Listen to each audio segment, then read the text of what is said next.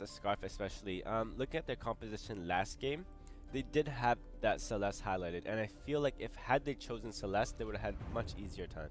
Yeah. That does make sense, and I mean, we'll see if they want to go for something like this game, if it does make sense, of course, with their composition. Intouchables highlighted it on Adagio. They're going to go ahead and ban that Adagio out. Well, Adagio has been picked as a ban every single match that we've seen today thus far, and this is due to just having that extra feature inside like the gameplay style, just having that buff composition that if you take out Adagio, there is no more buff composition. That takes out one of the biggest elements when building a team comp during the drafting phase. Yeah, I mean, it's a big ban right there, and it narrows down options quite a bit when you take that out. SK Gaming, they're going to go ahead and get rid of the Sky. Don't want to deal with any of that madness. Well, with Sky, this is SK Gaming did that exactly the last round, and I feel this comes down to they're just afraid of that poke. And due to the fact that it's most likely they're going to be able to pick up another Catherine, who we've primarily seen Jetpacks play, unless he decides to jump up to like the jungle position, and then they'll probably swap on and do something else. I mean, Jetpacks, he's one of these players that also, you know, he was mainly jungle and then in the roam position. You know, he jumps around a lot, can play a lot of different positions. They're going to pick up the Cruel right off the bat. Obviously, these guys, great Cruel players, and I'm sure they'll be able to build a strong comp around it. Yeah, so Jetpacks is like one of the leading Cruel players over in the European scene, especially, and this was way back then when Cruel was considered very not viable and wasn't being seen as much within the competitive scene. Yeah, he's one of those players that can make a hero look strong, especially when you practice it like he did, as much as he did. We'll see like if they decide to put him on that Finn or go with him on that Cruel. I do feel like it will be Jetpacks on the Cruel and it will be Raph on that Finn. Okay. Yeah, I mean, that makes sense. Raph, another player that can switch up positions as needed and do a phenomenal job, as we saw in our winter season. A couple seconds left here at the Intouchables. They're going Intouchables. I just want to be clear on that. Action Jackson thought I said Untouchables. So Blackfeather going to be the pick here. So they're highly mobile team right now. They're feeling like they have the ability to break into the deep back lines of this opponent, SK Gaming here. What do you think they rounded out with? Well, what they have here is like something very unexpected by picking up that Alpha. I think Alpha works quite well, but due to the fact that you have so much sustain coming at SK Gaming, it's going to be very hard to penetrate, especially just to try and take them down and do that big amount of burst damage that you need when going up against like a Cruel and a Finn. It's very hard, and it's going to be a big challenge for them on exactly how they decide to just to try and finish this one. Oh, they will have to be able to take out that Scar first. All right, well, they got that Scarf, they've got the Cruel, they've got the Finn. SK Gaming, pretty strong comp right there. We've seen this comp time and time again. It really hasn't gotten much weaker over time. But for the Intouchables, this is a little bit wild card here because we're bringing in the Alpha, the Blackfeather, the Fortress. But I think there's a lot of potential for it. I mean, you talked about burst. Alpha's got burst. Yeah. Blackfeather, if he's there to follow up, they could potentially get a lot of work done. So I'm excited to see this. Yeah, it's going to come down to like what we talked about the last match, especially prioritizing getting rid of that Scar first while trying to disable as much of that Cruel as you can. All right, guys. Well, we'll see if they can get it done. We've loaded into the Halcyon Fold, so we'll throw it over to our casters. Action Jackson and the X-Scoundrel, take it away. Oh, man, I'm super hyped to see another Alpha. It's been a while since one of these has been picked up in the VGL qualifiers. It's always super exciting to watch and see how many of those clutch explosions they can get off. X-Scoundrel, looking at these compositions, do you feel like the Intouchables has a better chance this game? They've certainly got a more interesting composition. You know, they've got high mobility. You combine the Fortress with the Alpha, you get her into position to use that ultimate and try and get some burst damage on the Scarf. I can definitely see it working out in this sense, because obviously when she does use her ultimate, she does slow down. So any extra movement speed that she can get, you know, combine it with the Fortress, she may be able to get herself into a really, really prime position to use that ultimate and try and burst the Scarf down. You can also add Blackfeather into the mix, and they're looking like they're in a good situation in that respect. So I quite like the Intouchables composition. It's a little bit different from what we've generally seen throughout the qualifier so far, and maybe it is the key. My only issue is they're going to have to get through this Finn, and with you know a well-placed A ability, he will be able to slow and eventually stun down. Oh, but in the meantime, Haramu, wow, first person went down.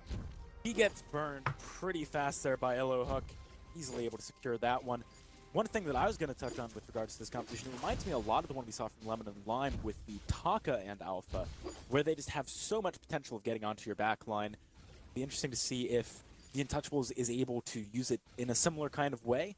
But yeah, off to not the best start with Harimau getting ganked, even though he had backup from No Light.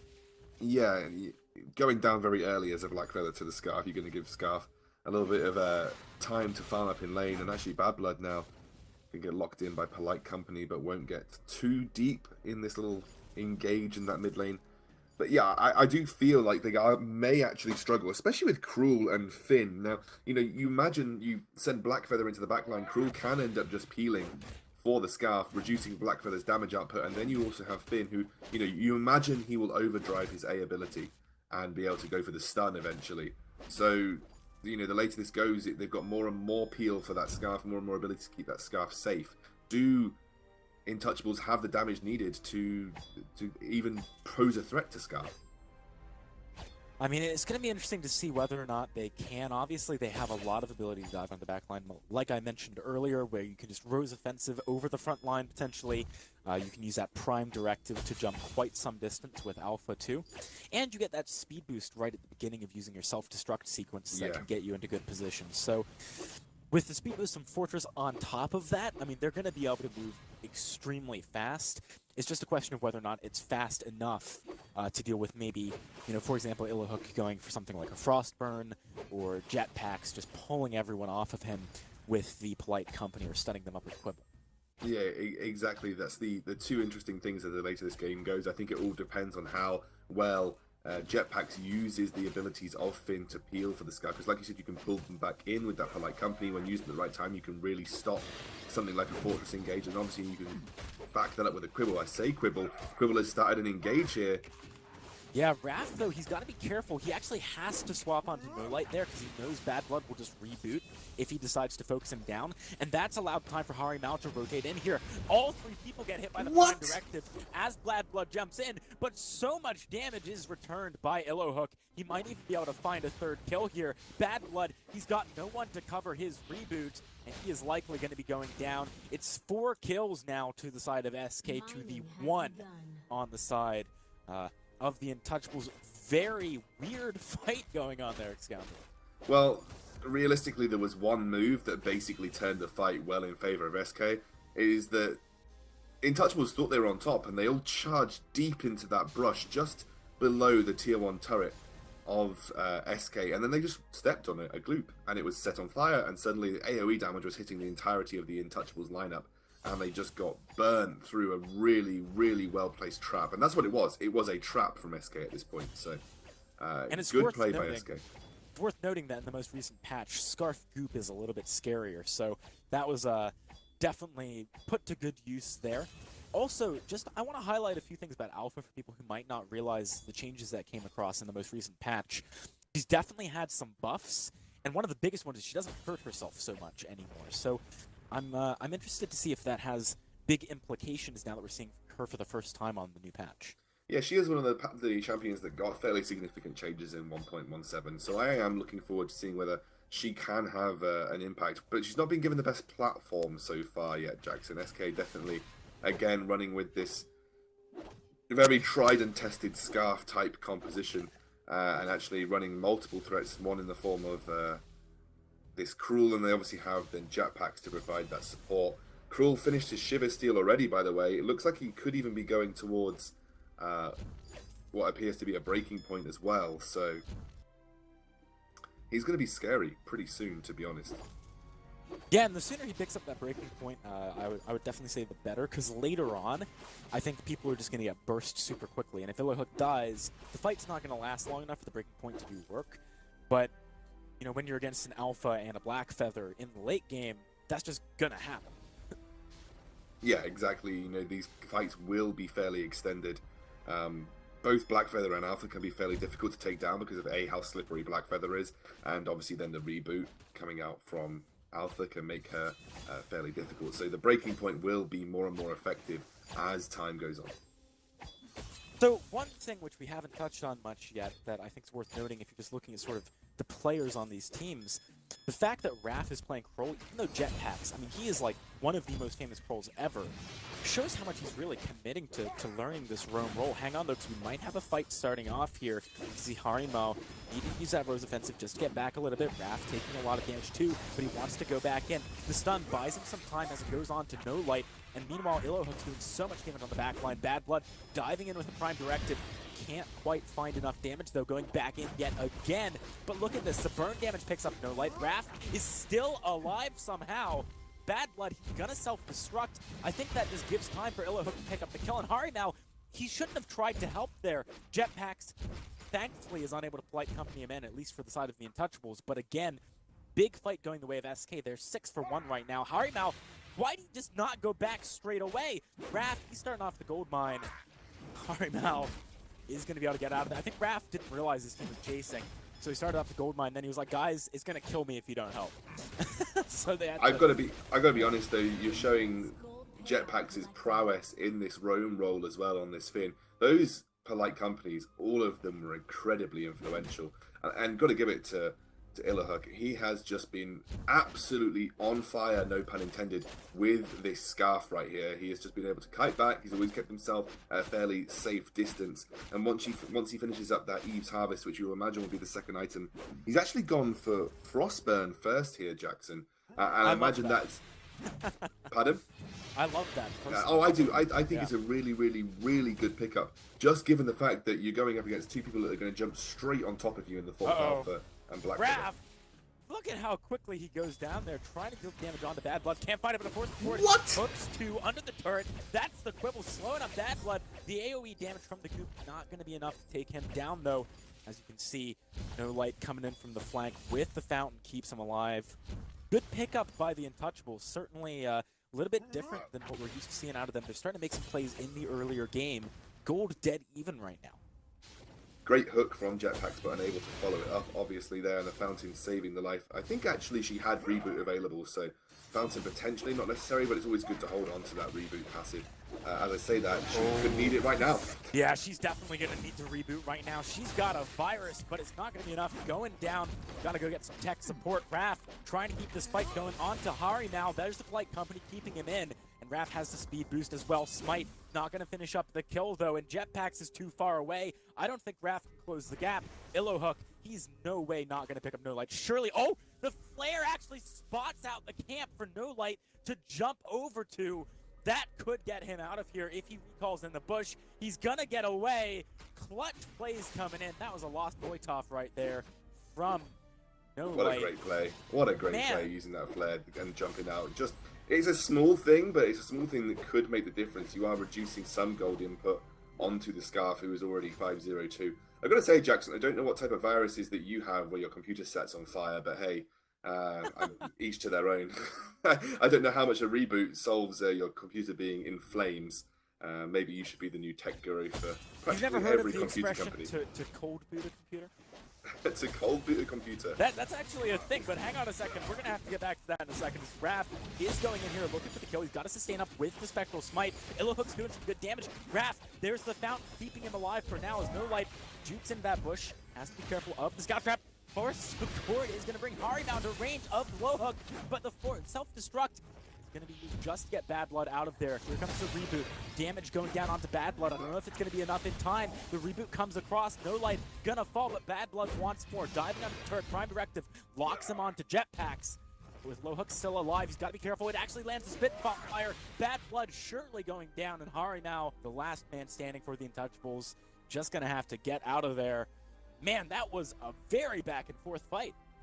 Yeah, Harimo has been doing that every single time. He always overstays his welcome a little bit too as he's getting chased here by SK. He's got a lot of damage right now, but Lowhook, he's got the backup. There's a fortified health. Harimo can't close it out. Goes in a little bit too deep there, 1 versus 2. SK 10 kills to 3 at almost 11 minutes. Yeah, he has the Serpent's Mask, so he thought he might be able to duel Scarf 1v1, which actually could have been the case, but Jetpack's there, as always, on this Finn to provide the support. 0, 1, and 9 with a 90% kill participation. Scarf, the only one dwarfing him with that 100%. I've got to say, Raph hasn't really been that impactful on the Cruel right now.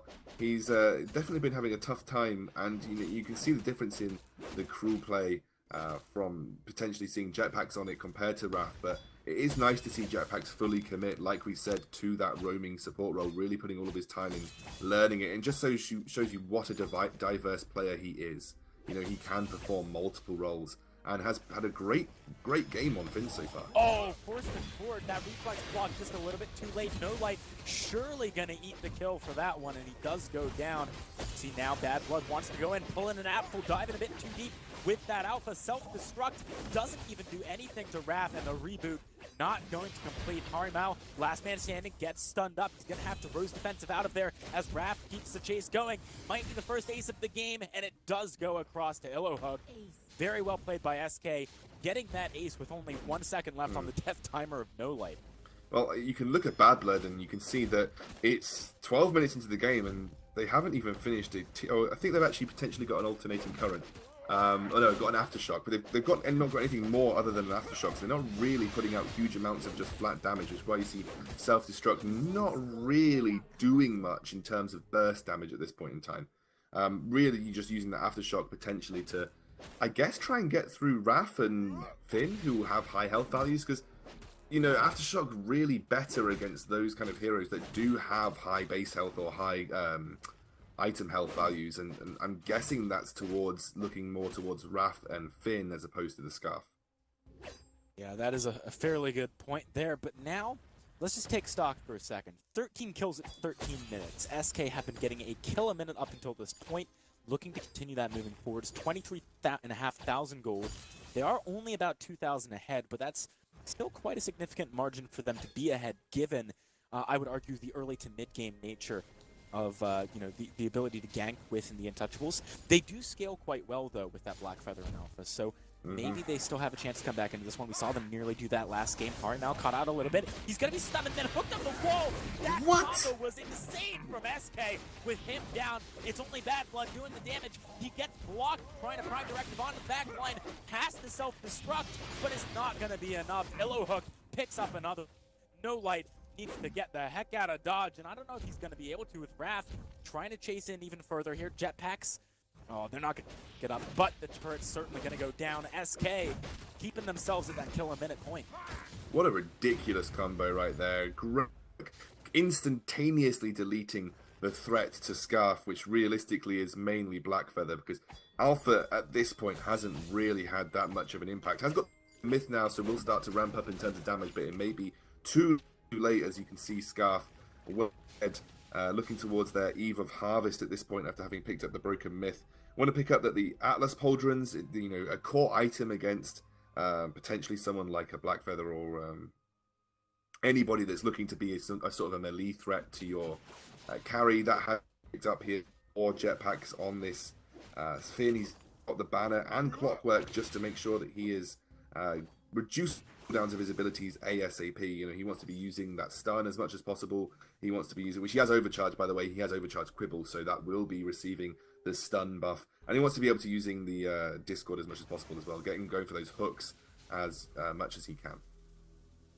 Yeah, I would agree with that one. I feel like Jetpacks at this point is becoming a bit of a monster with utility he can pump out.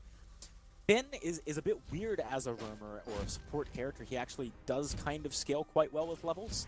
Yep. Once you get to the later stages, you have a lot of cooldown reduction. You just, polite company, constantly have fight health for your teams, throw out those forced accords, and, you know, sometimes even get them out a little bit quicker than reflex blocks can even come off of cooldown. Jetpack's moving forward here. He's trying to check if anyone's in that shot bush. Doesn't spot anyone yet, but Bad Blood, he's going to try and jump onto Illohook. Can he find something? Quibble gets the stun. There's the self-destruct, but already Bad Blood is down. Harimau, he wants to jump onto the back line, but a great Hell's Heart stops him from doing the damage. Harimau, he just doesn't have what it takes, and Illohook should be able to kite back here. Bad Blood stunned up yet again. Wrath looking for the smite. It is a clean ace coming across from SK Gaming. This new lineup with the condensed teams of Chimera and Prometheus is really showing up in their debut in the second qualifier. You have to force Illohook off something that isn't Scarf. I mean, he has just been on fire, absolutely dominating on this champion. 13-0-5 has not yet died, especially going up against competition that you think was potentially there specifically to deal with the Scarf, you know, with the Alpha and the Black Feather. He has just been a monster. You know, you can't take away credit from his team, though. They have been doing a great job at peeling. And actually, I think Breaking Point will be quickly there for Raph. I think maybe on the next back or when they visit the item shop, he should pick up that Breaking Point. And Finn is picking up some Scout Traps, not yet picked up another item, but has got that Fountain too, so that's just going to help Ilahuk survive even more readily during these team fights. You don't see this going any other way than SK right now. Yeah, it looks like SK decided to opt into buying infusions rather than investing in later items there, and I like this, given how dominant they are. Why not just try and snowball it out of control? You've got the Kraken helping you push. Only 2 turrets left as well, given that they've already taken the first base turret of the Intouchables. This is really what it's all about right now. Intouchables need to defend. We've seen it from them before. Great comebacks are possible. They just need to measure themselves a little bit here, try and play it safe. Already Raph on top of these turrets, so attacking pack, gonna get popped. No Light wants to go for the fight. Jetpacks is gonna be targeted for bad blood. Ilahuk is kiting so effectively right now, miles away from the front line of the Intouchables. Bad blood is gonna try and get onto him, but he doesn't. Oh, he does just land the Prime Directive, but he goes down very quickly without defense, trying to keep him alive during that reboot. This game has been a dominant performance coming out of SK, and they're looking like real contenders in the second spring qualifier. Yeah, I've got to say, this is just a complete domination, but we never really saw Alpha use her ultimate aggressively. Every self-destruct that we saw there was used being basically defensively for the shield that it generates. You know, she was never using it in an attempt to try and take down Scarf. It was only because she'd been caught out in the wrong position and was trying to use it as some form of escape or some form of peel. Not really sure what she was going for there, but we didn't really see the potential of Alpha in this game, especially combined with something like a Black Feather. And, you know, and speaking of Harimal, he didn't have the best game himself either, to be completely frank. So you can just see that Gold was completely starved across the Untouchables as well. They realistically had a really tough game. And SK, just with that Scarf, once again, completely dominant. All right, well, again, as Excoundrel just said, very dominant performance from SK. We're going to be seeing them next weekend as they move forward in the tournament. Unfortunately, for the Untouchables, they're knocked out. But speaking of Alpha, we might have a chance to see her get played to great effect from Apfel, as the next game we have up, at least on schedule, is Lemon and Lime against Team Clecia. Let's pass back to our analysts so they can walk us through what we can expect. All right, well, SK